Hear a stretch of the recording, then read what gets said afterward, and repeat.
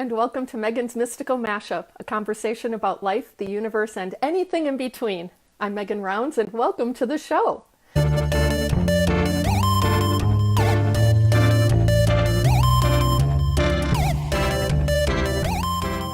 Today's guest has been a member of the Lightworkers lab for a couple of years now and can be found all over the place in the main lab, the circle, and the lab light room, in addition to actively participating in the 2019 Intuitive Intensive group and program. She's an intuitive empath like me and energy healer and lives in Wilmington, Delaware with her 4-year-old son Fox and husband Nick, with additional family spread all over the place. As a lover of good food, she comes from a food industry background along with nutrition. She is also sober, loves adventure rides, hiking and camping, and longs to live in the mountains. This year, she's really been trying to develop and grow both personally through self-reflection and spending quality time with her kiddo, and professionally by amping up her focus on her spiritual business.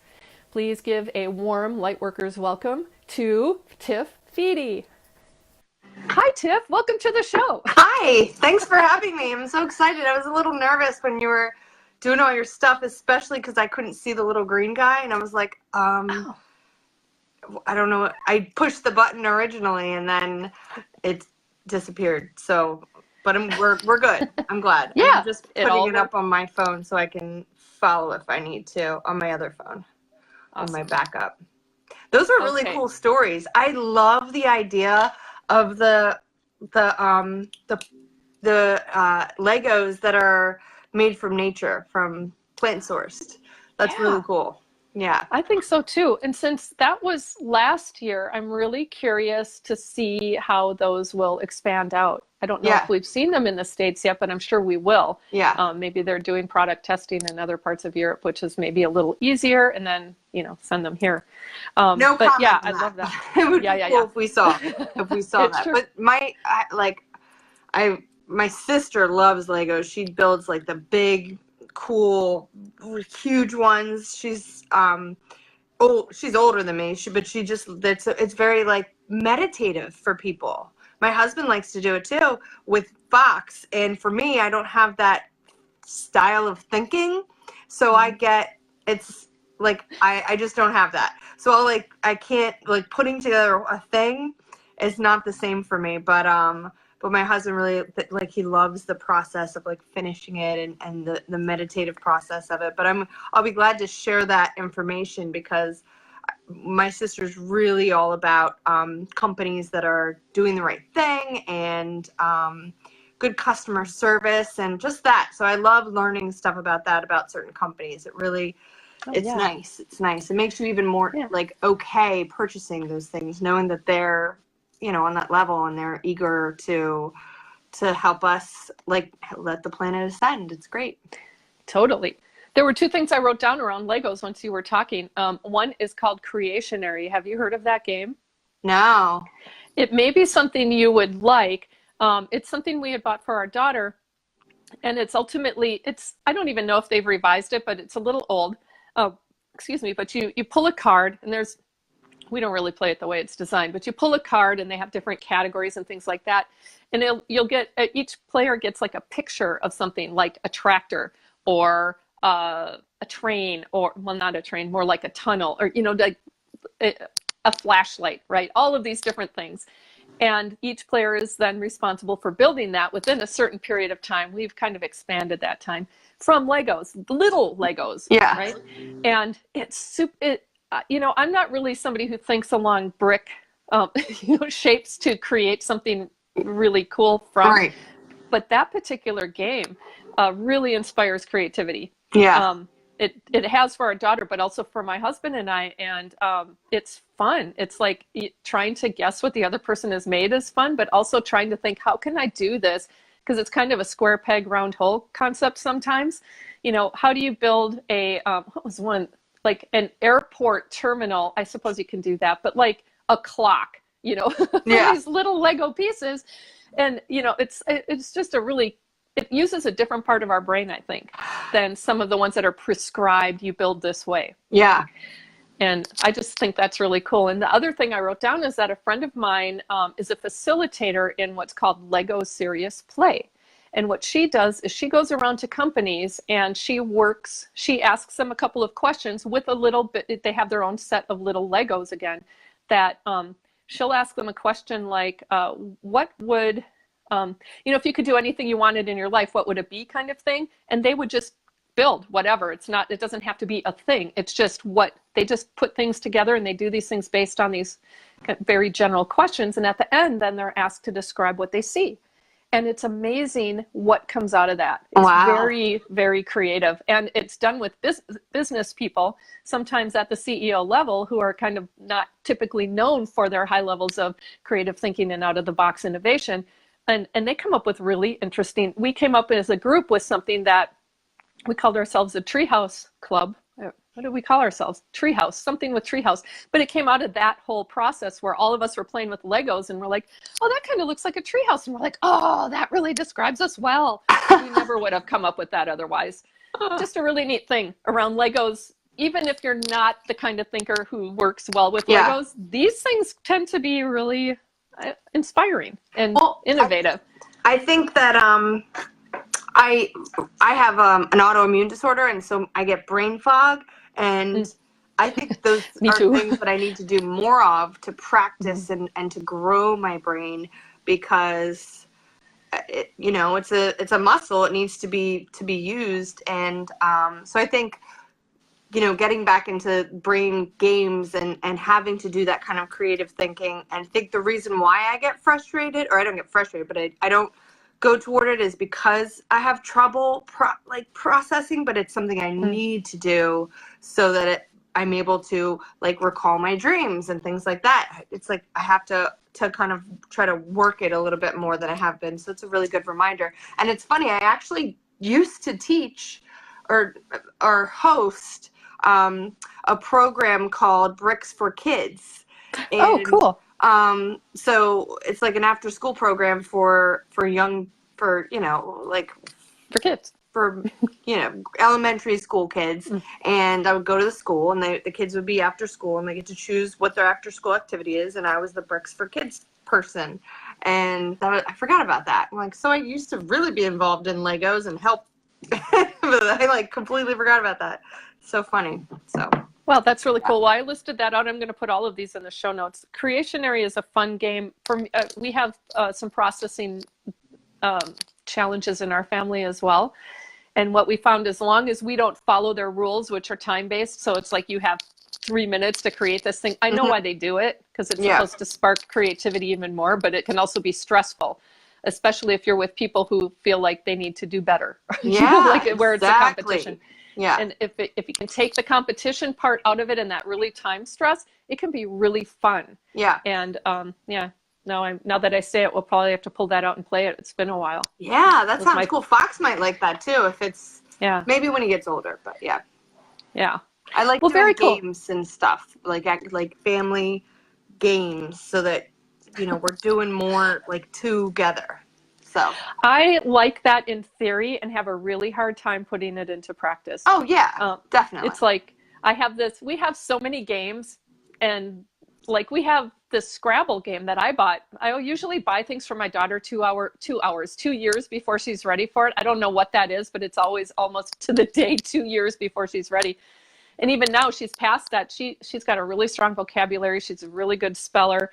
And I'm like, oh, we should, not my favorite word in the world, take out Scrabble and start playing. And we're just like, yeah, okay. And so it never happens.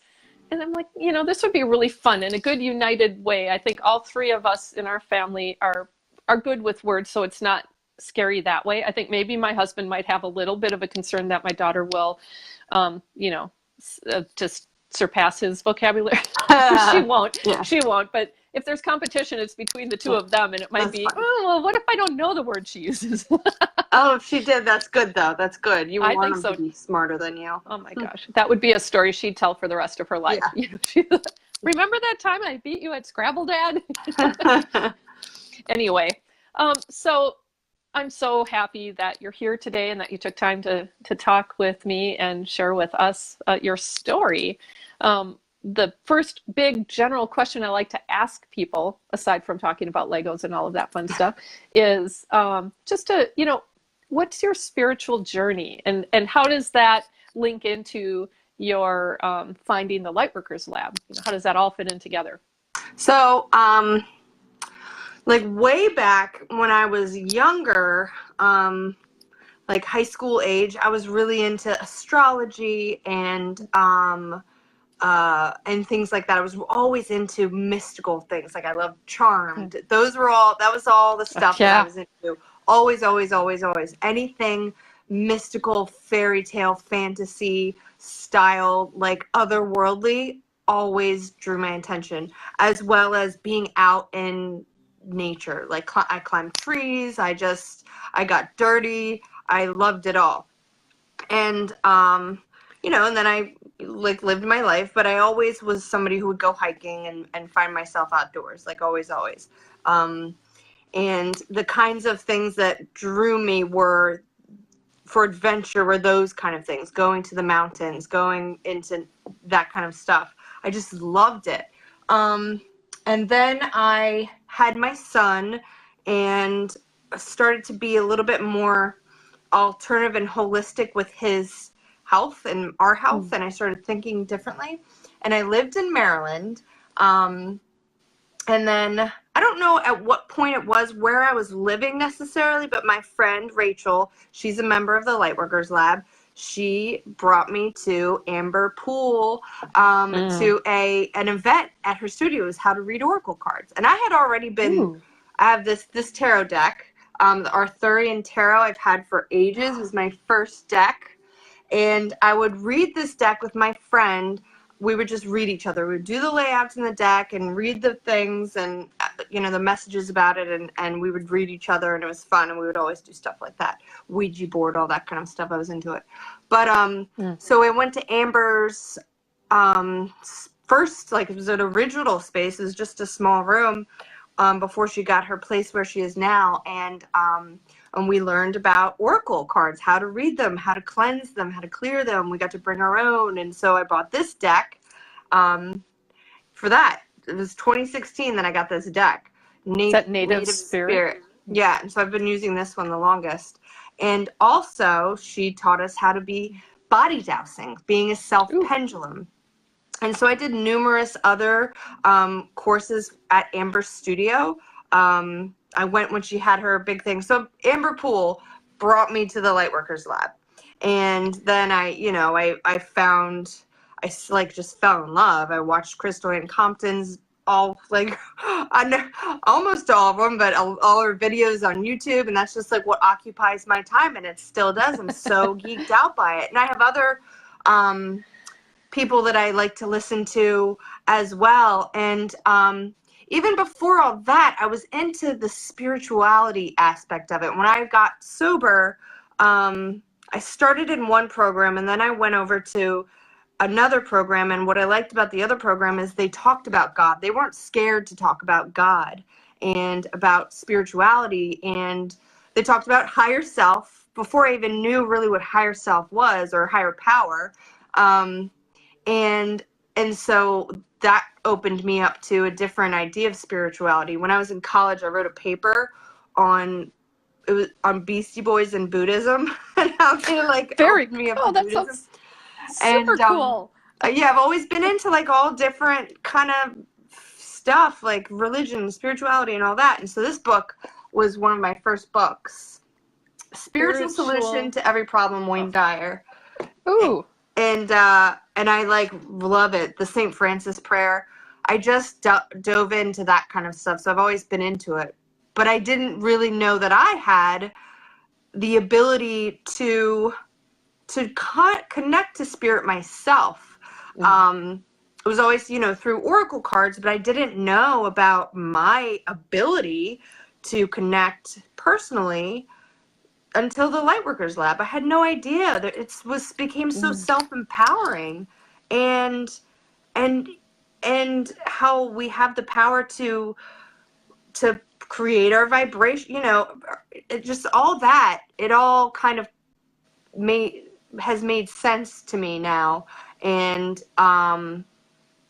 so now I'm in a process of all that back the shadow, like working on all the stuff that's been ingrained in me, and altering that, and hopefully raising my son to be, he'll end up like hating crystals and stuff. He's gonna be like, my mom's weird. But I'm just trying to not imprint certain things on him that were on me, so that his life is a little bit different. I honestly think that's my alchemical like job, is to change for my child and other people before they get to their 30s and 40s, and then it's like so much back work. I really want to help kind of younger people, if I can, to learn that, and mothers of young people to like that. And I think we're in this place where a lot of people are really excited about that and into it. And what I love is that when you're the Lightworkers lab, and the people like us that are with heart centered, we want more of us, because the more of us there are, it's not competition, it makes us lift the planet. So when I find another person who's like a reader, or who has their own like healing thing or store or whatever, I geek out over it, and I like become friends with them, and I love it. It's never competition. For some it is, and that's their journey. But what I love is that I feel the majority of true light workers want more healers, want more readers, more energy workers, because we're all supposed to do it in our own way with spirit and create. That's what we're here to do. And we all have our own way of doing it, and what like feels good and works for us, and also different ways. Like I could have gone the path of doing it with food and being like a high vibe cook, and that was something that was brought to me. I noticed like a few times it was brought to me by spirit. Now looking back, I've had that opportunity, those my interests, but it didn't come to fruition fully. So they're like, all right, well, how about this? It's just all, different things, different paths that we can take that are all to shine our light in our own special way. So that's. Oh, yeah. There's a lot in there. Thank you so much for sharing that. No, don't be sorry at all. This is the place to share and to, dig a little deeper, right? Yeah. First of all, it really resonates with me what you've said about, well, all of what you've said really resonates with me. I'm a mom. My daughter's 12 now, and raising her with my beliefs in a space where, not everybody she goes to school with. In fact, I would say most of the people she goes to school with aren't in that same space. And next year she's attending a Catholic school, which will be really interesting, because she recently conducted a project. She completed a project this year where she had prepared like a boomerang, and it has all of these different symbols and things that she had researched, and the colors and their metaphysical meanings. And that she basically said this project is about the spiritual elements of a particular culture and the colors associated with it. And I mean, it's hanging on a big board we have in our kitchen, because it's like, well, this is super cool. That's awesome. I know. And I mean, I did not inspire that directly, but I think that talking with her, she's a Pisces. And so I kind of take that as meaning she's going to have some connection to spirituality and metaphysics, whether that's, she is very open to that. So like she has crystals that she sometimes uses. She tries to self-heal when she doesn't feel well. Some things I taught her. Wow. Some things about banishing scary, like monster dudes from her room and things like that, and trying to empower her. Some things resonate with her more than others, but then she brings that home, and I'm like, holy cow, this is awesome. At the same point, I'm like, well, not everybody's going to see the world the same way you do. Yeah. And so that metaphysical thread that I really think is important to her identity, based on how it's showing up in her life and how she talks about it, is one where as she progresses towards this other school, I really want to work with her on this summer, because I want her to recognize her own boundaries and discernment, and some of the things we learn in the Lightworkers lab. Because I just, I have my own things I'm trying not to overlay onto her, but it's just the best school for her. It's like it's the best school in other ways, and maybe learning some of the the religious foundations are things that we typically don't teach her directly here at home, that may be beneficial for her. I don't know. I keep feeling like that's a part of her path, is to learn these, like that religion and other religions as well. Anyway, so that really, when you were talking about the holistic and alternative approaches, I assume you meant medicine based. I'm not sure. Yeah, medicine, food, all that. Yeah. Yeah. That I think is really inspiring, something I wish I knew more about personally, but because you come from a food background, is that kind of how that transpired for you, or were there other things that popped up that was like, I just don't like the traditional approach to these things? I think I've never been a traditionalist ever. My mom was talking to my husband. He brought up that like my feet were cold and I was something about the heat. He's like, just dress warmer. And so like I put on a sweater and I found one slipper, so I put on a slipper, and then later on I switched the slipper to the other foot, and he's like, did you really just like switch your slipper? This is the other day. This is not like years ago. Did you really just, your other foot got cold so you switched it? I was like, yeah.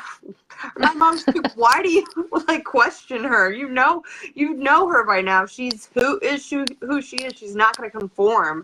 And that's like my dad and I always, we're fiery together because he wants me to conform to this person that I'm not. And my mom sees it. It's just like I'm not. So I've never really, I just always, when I had Fox, I was just like, about all the stuff. I took a Bradley birth class. I started reading all these books, and I really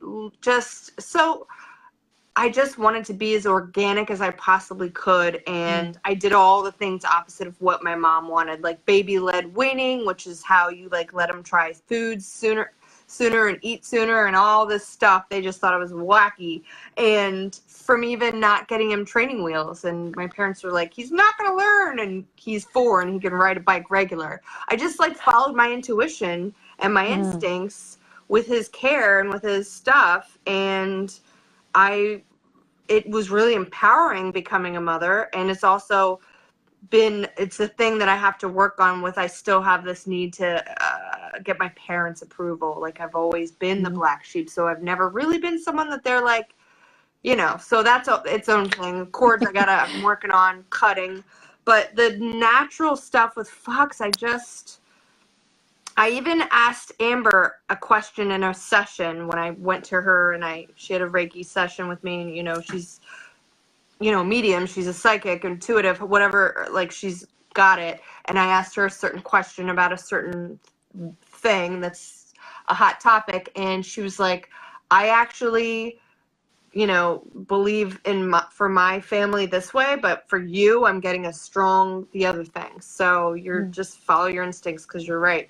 And so that was, it's tough. It's hard to make these choices. I've never had so much anxiety before, like him, and I developed autoimmune. Had it on. Oh, there we go. It disturbed, but it went away. So, but I still got a call. You're back. So, so I don't know. It's a point of contention a little bit. And it's expensive to be even a little bit organic. But I keep trying to explain this, like in the long run, it's not, because you're putting better things in your body and you're not causing the illnesses that are going to come forward later. But I developed an addiction to sugar in my life, and that's still there. It's just oh my there. Gosh. At night, I don't care what it is, and it can't, not like candy. It has to be like rich, and I still have that. So I have these vices that like, I'm not one of those who has been able to have the willpower about certain things, but when it comes to Fox, I'm really weird.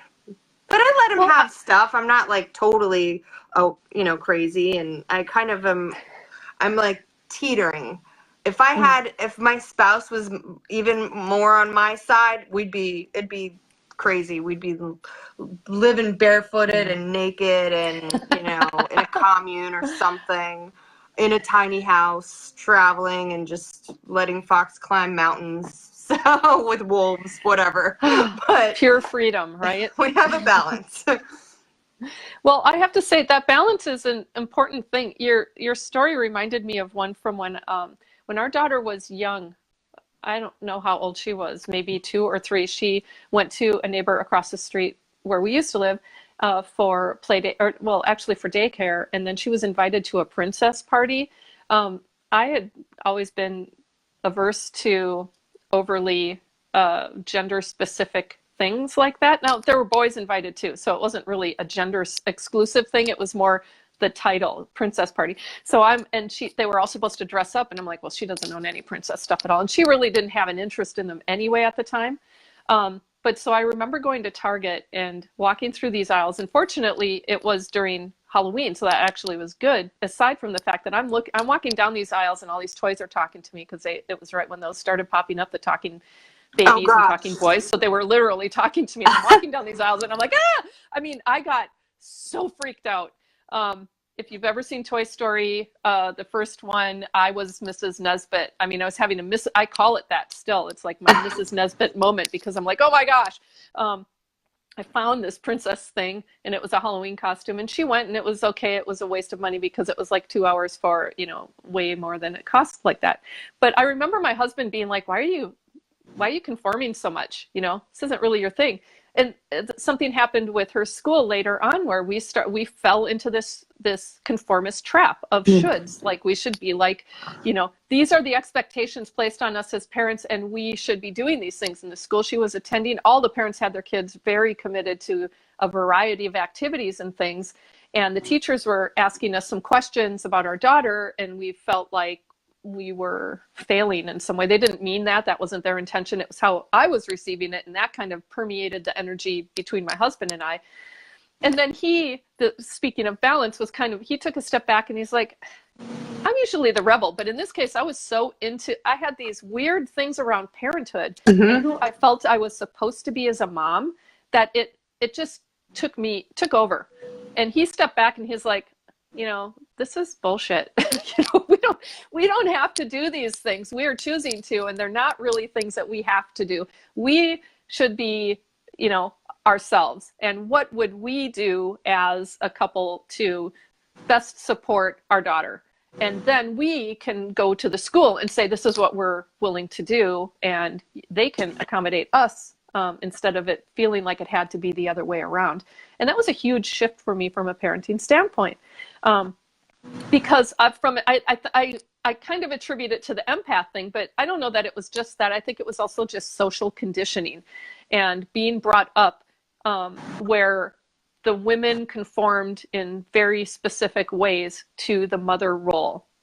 And I think my mom conformed in ways that were contrary to her intuition and instincts in some ways.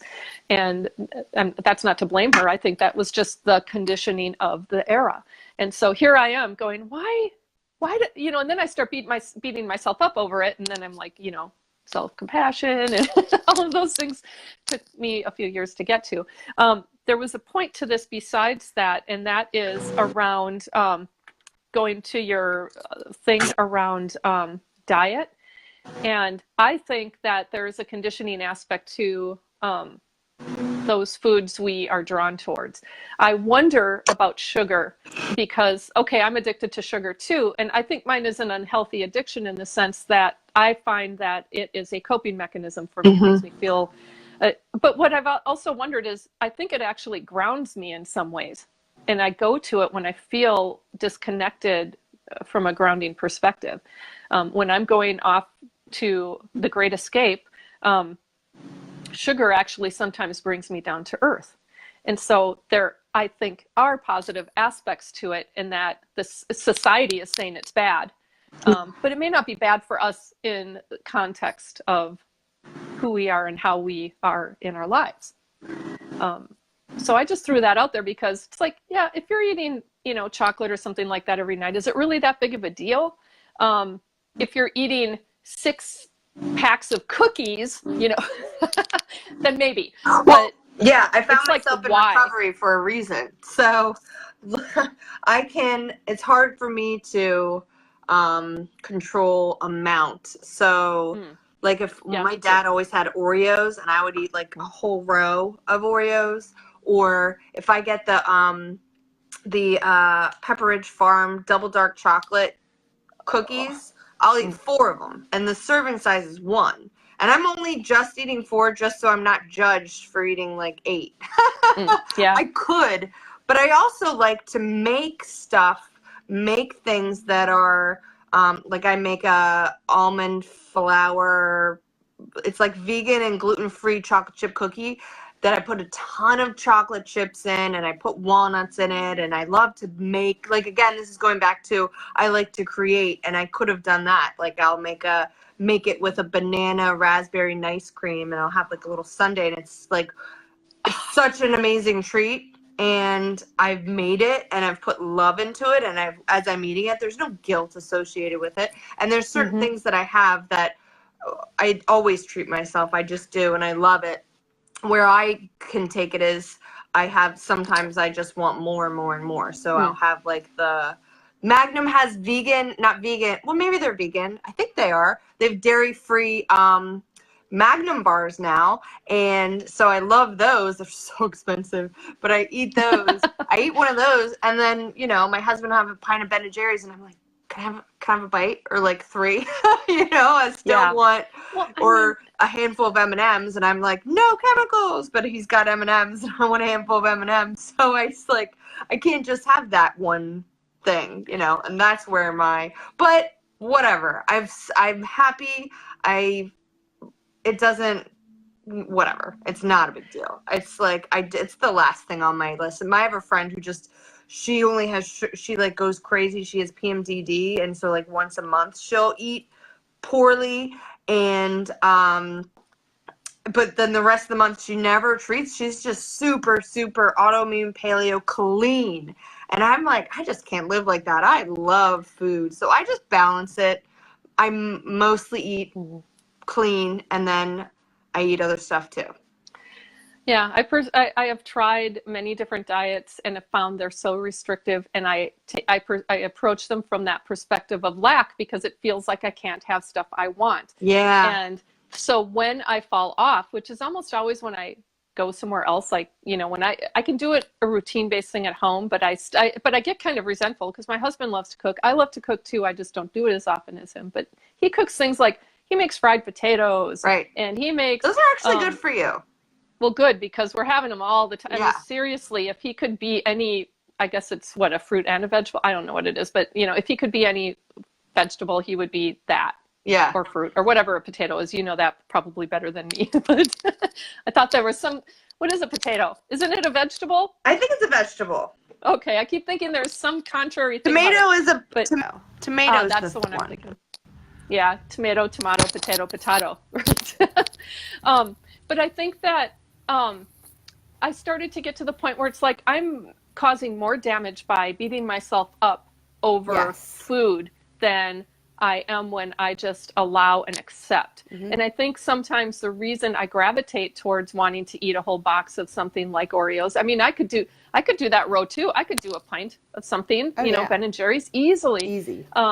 Girl Scout cookies I haven't had in a really long time, but don't get me near Thin Mints. I'll eat the whole box just because they're addictive. I mean, they're made for that. Yeah. But at the same point, I start asking myself, what am I not satisfied with? Is there something I'm not satisfied with that I'm feeding through these foods? Nutritionally, you might be lacking something. There's that whole thing. Or, true. If I'm unhappy in my life, if I'm not working out and physically moving my body enough, I just get sedentary and I just want to eat more.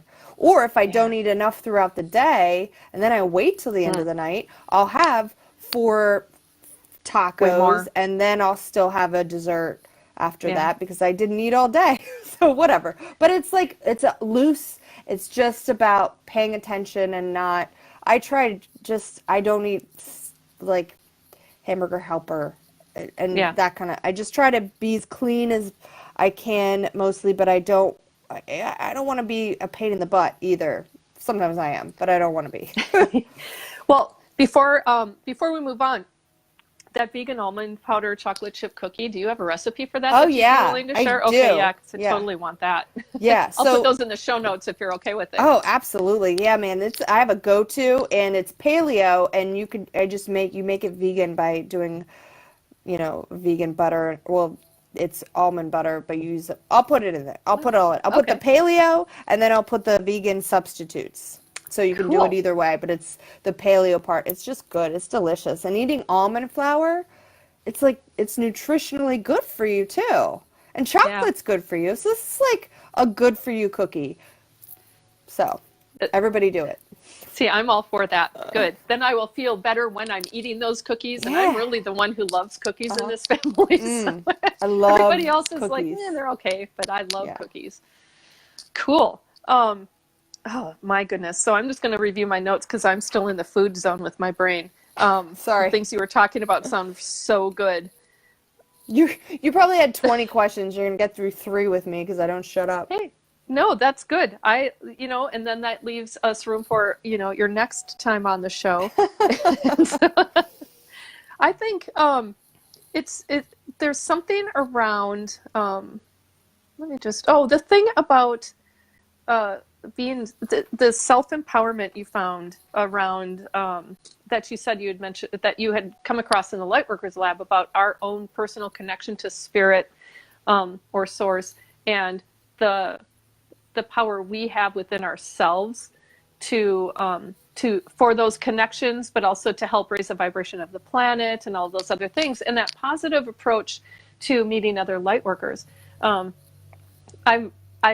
I love that sentiment, and I think that you highlighted something around most Lightworkers are totally on board with meeting other Lightworkers because we all want to, raise the vibration of the planet, make the world a better place for people, for us, for others, and that there are some that you come across that just aren't that way. Yeah. And I'm wondering if you have thoughts about that. What distinguishes them? And you may not have one, but if you do, weird. I think the mentality about money, the mentality about competition, but also maybe just like worry that some of the new light workers might be disingenuous. Maybe they've had experiences, like everybody has their experience that leads them to who they are. So maybe they came across somebody who wasn't genuine about being a light worker, or they were new and they were all about the money and they're just doing that. So then this person holds this idea of what these new light workers are, because the one they experienced was just in it for money or whatever. So everybody has their own Filters. reasons or whatever. And so you just find who you vibe with and who you connect with. I do have an experience where I had someone who I felt I had this like eagerness, and I just saw her the other day, and I still had that eagerness to like impress her, or not impress, but I had for her to like approve of me. It was one of those things, and she may be soul family in that respect.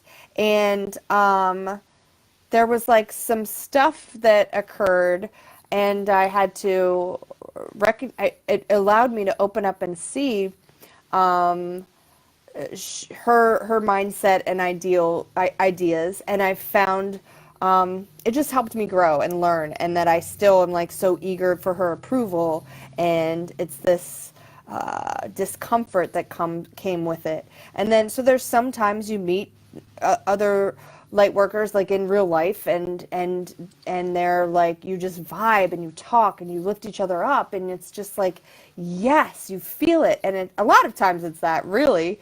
And like I just met a girl who opened up a shop, and we just really connected and resonated with each other. And it's funny because my husband and son went there yesterday to get me some gifts for Mother's Day, and she sent me a Facebook message when they were there, like, oh, your son's so cute, and this and that, and here's my number, text me. So I texted that number, and the person was like, I don't know who this is, and then I went and described, and they were like, okay, all right, have a nice day. And I was like, Nick, the girl, why did she tell me to text her? She didn't really want me to. And so she messaged me on Facebook later, and we realized she gave me the wrong number, and it was hilarious because I screenshotted the thing, and so I was like, but I still got a little bit of my like little baby feelings hurt, like, oh, I thought we were friends. So I thought I read her right. I got to get better, but I did.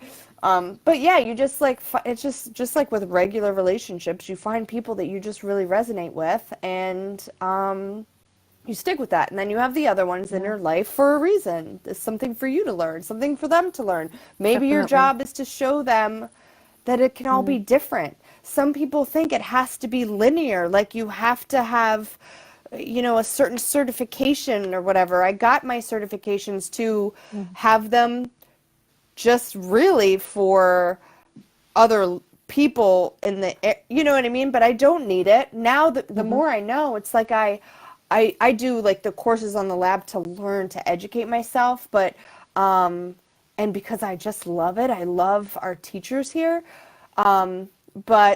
And I love other teachers too, but I really love ours. But the certification process of it, Spirit doesn't want us to just do the same thing that everybody else is doing. That necessary. That's not, and that it doesn't have to be that way. And Crystal and Copton kind of taught me that, but she talked about that.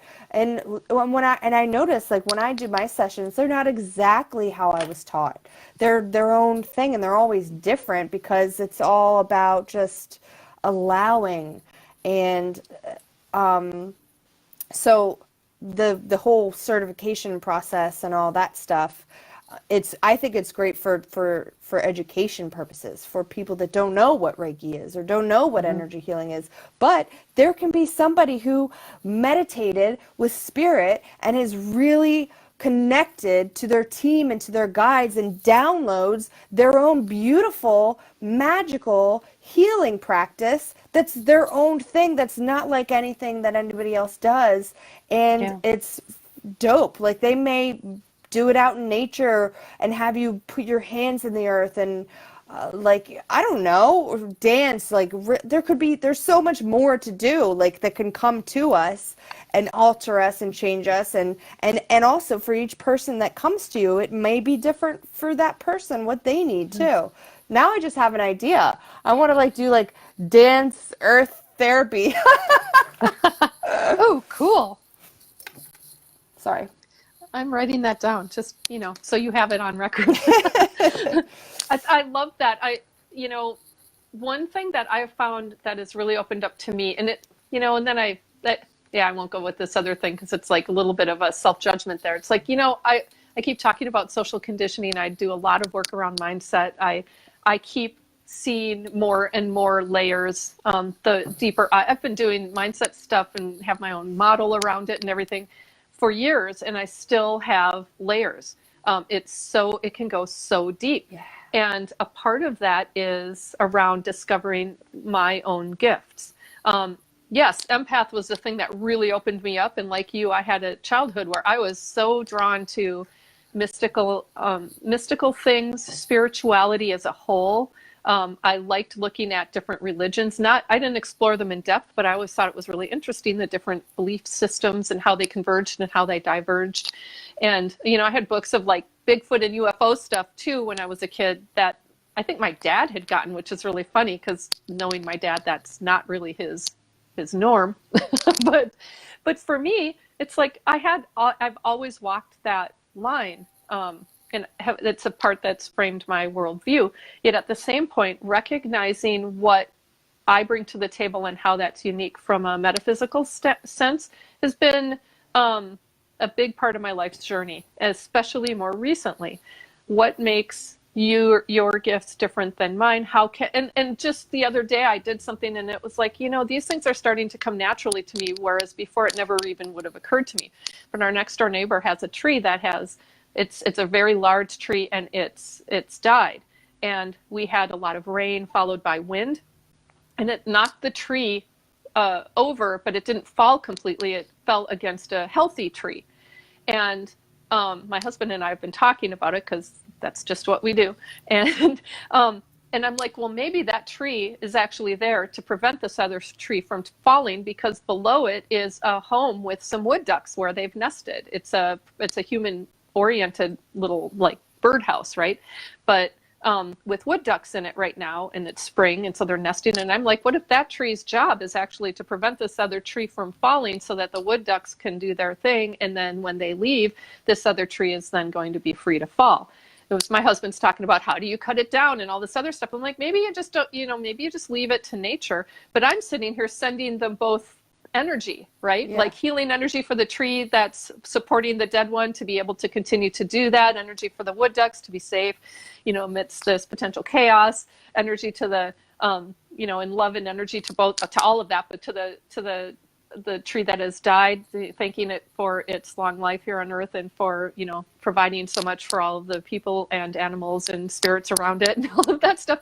I'm just doing that as a matter of course. It never would have occurred to me not all that long ago just to even do that. And it's like, wow, because who says you can't do that, right? Yeah.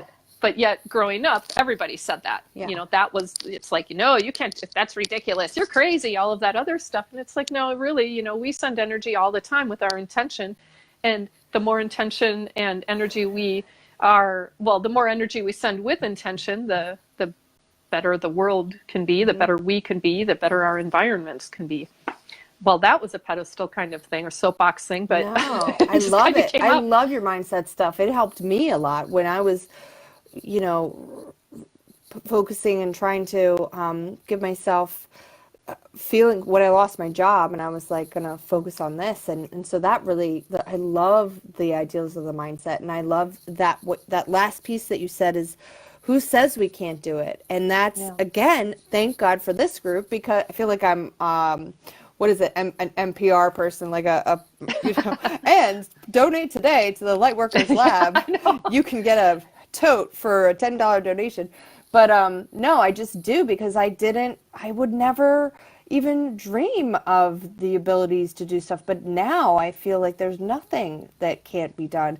And it's like undoing all the other mindset stuff from the past that's the real work, because when that stuff is undone, that's when I feel like, wow, like, whoa, like big, huge opening. And that's like the tough work. I'm less timid about the ability to do crazy, otherworldly, metaphysical things like that stuff. I don't doubt it. I don't fear it. I don't wonder about it anymore. I know so many stuff is possible. So many things are possible. The stuff that's hard is the work to remove all the stuff, so that you can get out of the way and allow yourself to really do it. It's like I know it, but then the need for my parents' approval comes in, and all that stuff. It's kind of like the internal external dichotomy in a way. It's like, I'm at home, my family knows me, I can be whatever way I want. They can look at me weird, like I'm weird, and I'm totally fine with that. In fact, I sometimes seek that out, because I like to push those. Oh yeah, me too. I like to push the limits and start to help, to influence them in my own way, I suppose, of expanding their horizons, not to preach to them, but just to be like, hey, who says this is weird? Yeah. Only you guys. And is it? Is it really? But and then in the Lightworkers Lab, we can say and be, ourselves, right? And we can explore all of these wonderful things. And yes, it may sound like a love fest for the Lightworkers Lab, but that's not my intention, as much as this is a place where we can be ourselves and fully and be accepted. And the thing that I find challenging, kind of like what you were saying, I think, is going out in the world. So I do a business aspect of things. I go on LinkedIn, and I noticed that the way I feel, in fact, I noticed, I've talked about this before. So the way I feel on LinkedIn is really different than how I feel when I'm in the Lightworkers Lab. I'm reaching out to people and trying to connect, and I don't know that I can bring my full self. If I'm talking to a CEO, I'm not going to say that, like the other day, I tapped into my husband's brain and got a visual of what he was trying to articulate before he articulated it. I'm not going to go telling people that, you know, or that, I can really feel, everything. Yeah. Maybe in a way that other people aren't aware of. And that's information for me. So yes, I'll work with you. And this is what I do. I haven't figured out how to do that in a way where I can be fully accepting of myself in those environments where I have still, I'd say, I don't like to use such strong words, but in a way it's a fear of that judgment because it's been there before. And so from a mindset perspective, it's like, how do I let go of the fear and not care about the judgment and be accepting of myself in all situations? And I think that's a big part of the journey, is to recognize how to be whole in all environments. Yeah. So for me, that's been a big, I'm still working it. I tell everybody about the weird stuff I do. And even I went to this like gala event with my mom, and we sat at a table with all these people, and they're like, "What do you do?" And I'm like, "Oh, I'm an energy worker." And my mom's like, "Ugh," rolling her eyes. And I'm an intuitive. I do readings, blah blah blah. But my thing is, I'm so eager to prove to my parents, honestly, that I can earn doing this, that I can be successful. And I say it to them. Maybe I'll end up having to get a job, like a part-time or a full-time job, I've said, but I'm not putting aside my business. Like, I want you to know this is going to be a successful business. This is what I'm going to do. This is it. This is it. I'm doing it. It's going to happen. It's going to be big. It's going to just grow and grow and grow and get bigger and bigger and bigger. And I fully believe that and know it. And I tell them that. I'm just like, I just really want to, I think that might also be a little bit of a problem, the need to prove to my father that I will be successful doing this. Like, ha! Told ya! kind of thing. So I gotta like maybe rein in a little bit of that energy about it, but or transform it. Yeah, transform it, because I do really believe it, and I do talk about it, but then when I haven't yet, backed it up with that, so then that's where the doubt creeps in.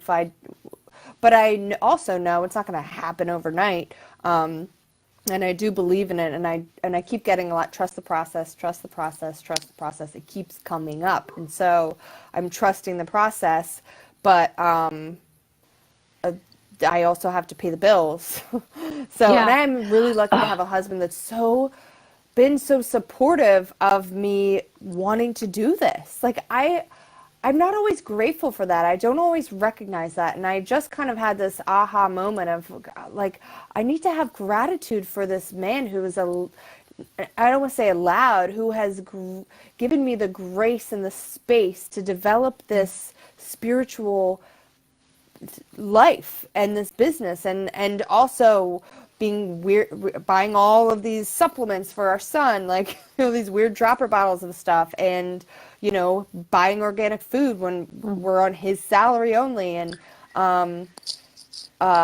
he's just been so supportive with it on my journey, and so I'm just grateful for that. I'm counting that as a blessing, and I'm calling it out to spirit and into my heart, the gratitude, because we can get so into this everyday, day-to-day things that are heightened. Energies are heightened when you're raising a small child who, has stuff going on, and we're just like, and if you have any differences on how you do stuff, then it's just like we want to change each other and things, and then you forget about the things that to be grateful for, that I'm paid, $44 a month to be in this psychic development circle.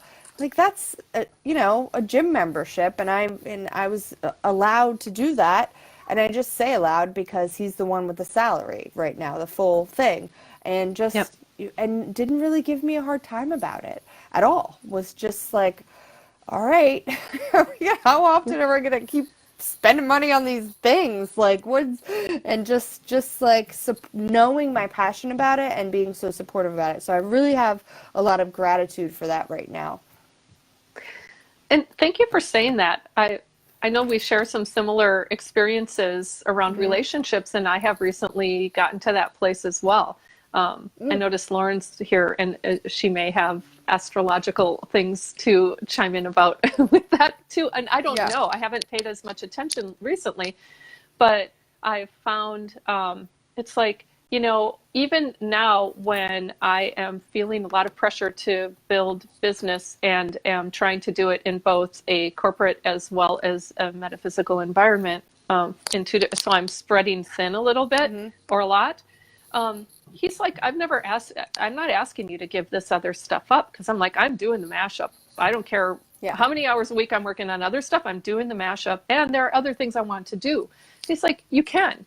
But right now, because of financial situations, and this is, I guess this is more my point of the external internal thing in another context. It's like that the financial piece, at least for me, is survive. It really enacts the survival instinct in me when there's when money isn't flowing as well as, I mean, when it becomes sparse, let's put. For me, because of my background and experiences, it kicks in a huge survival instinct, and I had one of those things go, you know, like a trigger earlier this week, where I was in total meltdown mode, and then I came back. But it's how to maintain that focus and devotion to the spiritual practice that I'm committed to, amidst the external physical 3D realm influences. You know, we're still human, we're still here, and money is necessary. And despite the fact that, you know, I sure wish we were in a Star Trek world where nobody seemed to ever get a paycheck or have to worry about money. But it's still here, and it's still an influence. And I haven't learned how to transform that energy completely, although I'm trying. I read an article not long ago on the Llewellyn site that was about transforming fear, because when we allow fear to take us over, it depletes our energy and our power. And so to transform that into, it could be ambition, it could maybe not ambition, but determination, like you have, you know, and I have it too, but it shows up differently. And really recognizing this fear is here, so how do I transform it? And being really intentional about that. Maybe one of the things for me is something I've been practicing a lot this week, and I'm in a much better place now than I was at the beginning of the week. I like that. I like that. You made me think, how did Doctor Who make money? How did he earn money for that big old time machine that he had? Big little time machine, police call box. How did he earn that? But yeah, let's just like bring it to me. I do the switch words with Olivia. She taught me about kind of switch words. So I had a moment this morning. I received an email and I was like, oh no, it was a money thing. And I was just like feared up, gut like uncomfortable. I had just made 2 donations. One was for the Bliss Retreat, holler people, and then one was to a charitable for my sister for Mother's Day. I just donated a very small amount to a GoFundMe that is raising money to rescue elephants and rhinos. And they're veterans too, and my brothers and was a Marine. So I was like awesome, and I was like, happy Mother's Day to the mother of elephants. Said dragons, get it. And then I did that, and then boom, I get this email about these funds that I forgot that I was supposed to take care of, and I was like just worried, and I didn't want to tell Nick. I was like, God, he's like, what is wrong with you? I'm like, I don't want to tell you. I messed up. And I told him, and he had a positive solution. And also in between that time was a while where I was doing my switch words. I was talking to the universe, and I was like, okay, this needs to happen. I trust the universe, blah, blah, blah, blah, blah.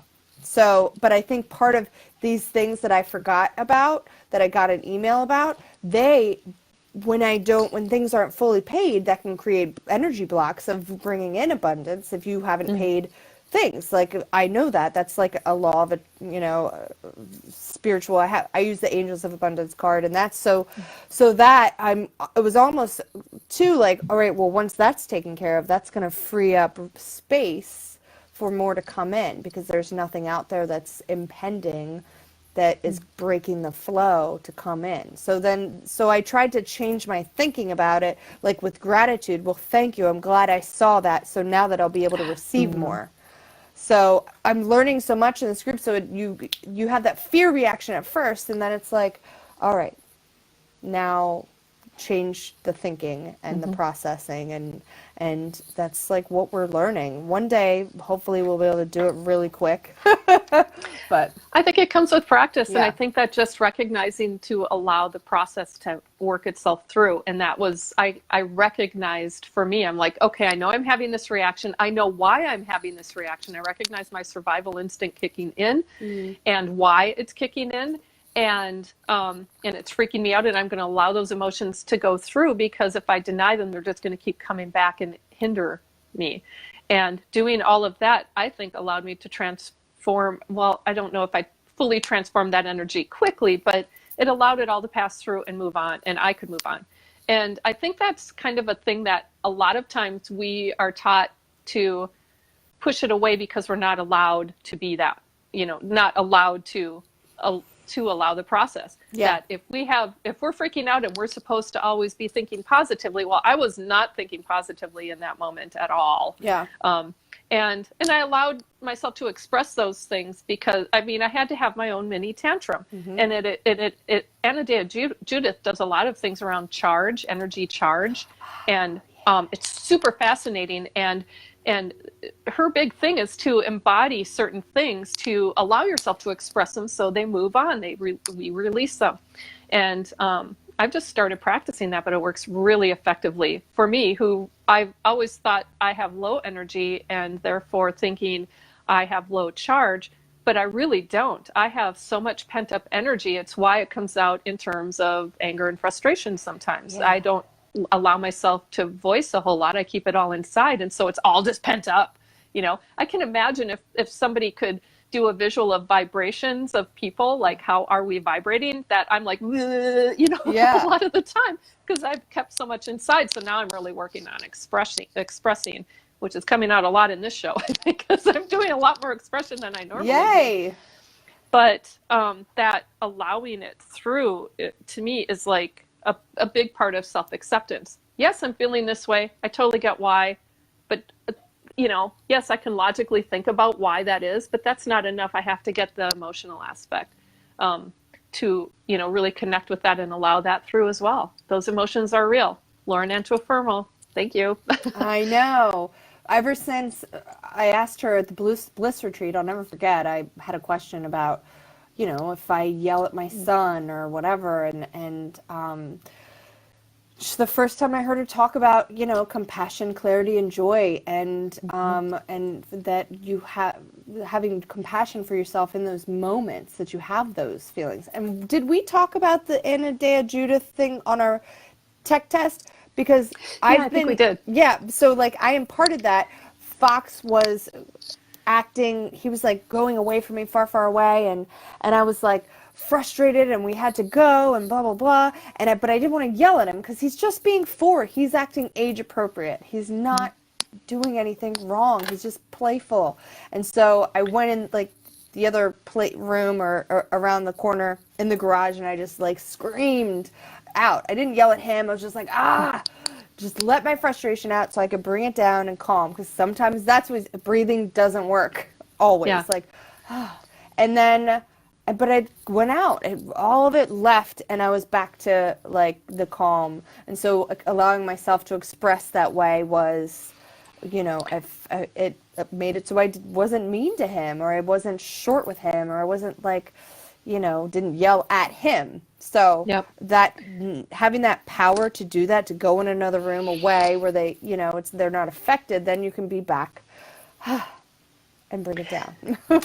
This kind of goes full circle to what you were talking about with going out in nature and, kind of a lot of active things, right? Yeah. And you didn't say this, but what I was thinking personally is I've recognized that when I get enough sleep, that's a good thing. I don't always sleep well, but when I allow myself enough sleep, certainly meditation has helped. And that's something I picked up with the intuitive intensive that I've been very diligent about now.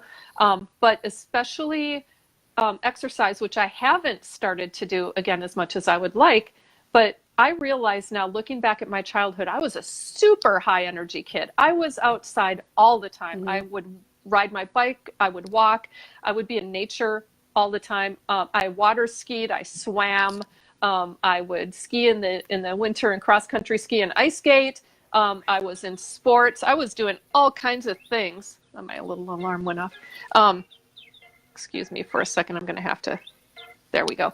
So I was doing, and then when I'd be sitting with my parents, my dad would always comment on how my motor was running because my leg would shake all the time. I was still expending energy. I had so much energy. And I wasn't a big sugar drinker at the time, eater. I mean, I did in my college years do a lot, like Mountain Dew and Snickers bars were my diet for a while, like horrible. Oh my gosh.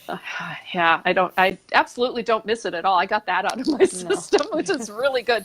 But I had so much energy. And then now I'm either at my desk trying to work and doing a lot of reading and meditating, which is wonderful, but I'm not moving.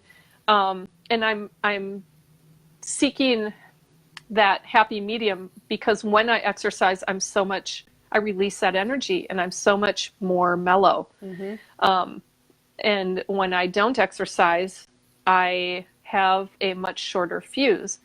And, I can sometimes logic my way through those, trigger things. But like you were saying with Fox, when my daughter, she'll talk a lot about something and I try to stay present and I have a hard time doing it. Or my husband will say something that triggers me from childhood towards my daughter, and I will respond quickly and not always kindly.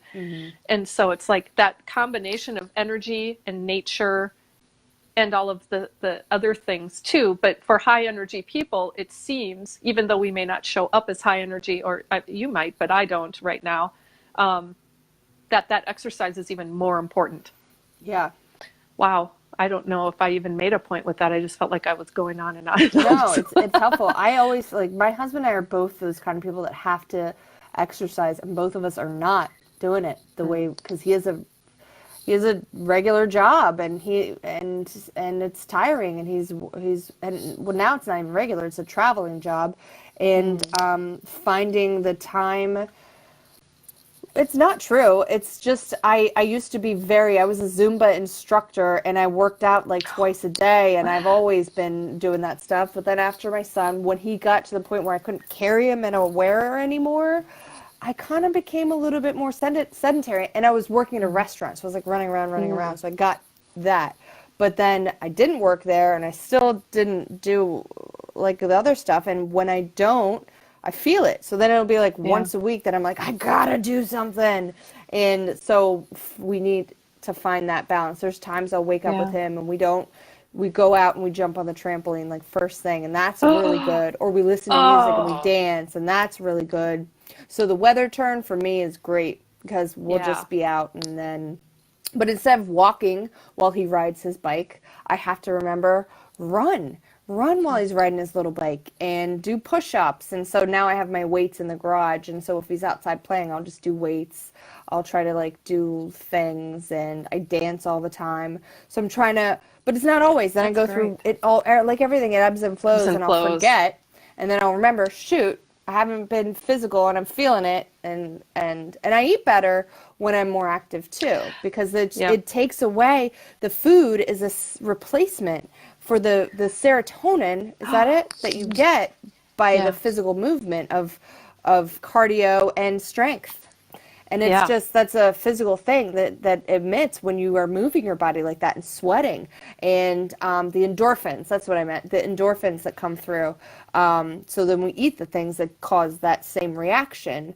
So if we're doing it, right. So if we're doing these physical things and getting that going, my friend always says that Matthew McConaughey, who's super fit, right? He says that first thing in the morning, he has to sweat for 30 minutes every day, get it done, or he's a total D and nobody wants to be around him. So, and I notice it affects our mood too. So it's like good. We're talking about all these things that I need to be reminded about. So I'm really happy. Well, I'm happy too. And I don't know if you know, but our time is done. Wow. I mean, we're at an hour and a half now. Bummer. So thank you. We can't keep going. Well, offline we can, but we Yeah. have some rules to adhere to. Yeah, I know. Yeah. I know. But, I'm going to have to follow rules if I want to end up being a practitioner in the lab. I will follow your rules, Crystal. I promise you. Well, and I have alarms set just to remind me, Yes. because I know how these conversations can go on for, much longer than what we have the time for. Yeah. But that also gives us opportunity to have you back on the show again some Awesome. other time. So Well, it was a I would very pleasure. much like to do that. Yeah. It was a pleasure for me too. Thank you so much for joining us, for sharing. And then for those of you viewing, I'll have show notes out later today with links to all the things we talked about, including a recipe from Tiff if she's able to provide it to me. Yeah, I'll do that. Before I post it. Thanks again. All right. Thanks, Tiff. Thank you. Thanks everyone else for joining us. Thank you. Have a wonderful rest of the weekend. All right. You too. Bye.